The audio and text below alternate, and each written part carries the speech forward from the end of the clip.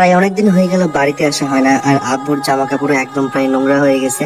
জামা কাপড় ধোয়ার আগ মুহূর্তে সাবানের গুঁড়া পানিতে দিয়ে দিব, তারপর পা দিয়ে ভালোভাবে মিক্স করে নিব। আজকে কথা বলবো মিরাজ আফ্রিদিকে নিয়ে, যার দুইটা হাত নাই, সে তার দুইটা পা দিয়ে দারুণ কাজ করে যাচ্ছে।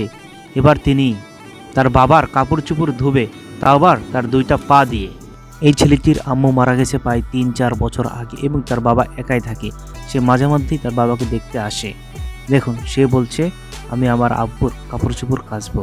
যে দেখে এখন আপন বলতে আমার আব্বুটাই আছে, কারণ আম্মু আমাকে সব থেকে বেশি ভালোবাসতো, কিন্তু সে মানুষটা তো আর নাই। মিরাজ আফ্রিদির কথা শুনে সত্যি কান্না চলে আসলো, কারণ তার কথাগুলো একদম হৃদয় ছুঁয়ে গেল। তার এত কষ্ট তা মানুষদের বুঝতে দেয় না। সে সমানভাবে কাজ করে যাচ্ছে। সে একজন সফল ইউটিউবার, সে একজন সফল ব্যবসায়ী হতে যাচ্ছে। তার একটি সেলুনও রয়েছে।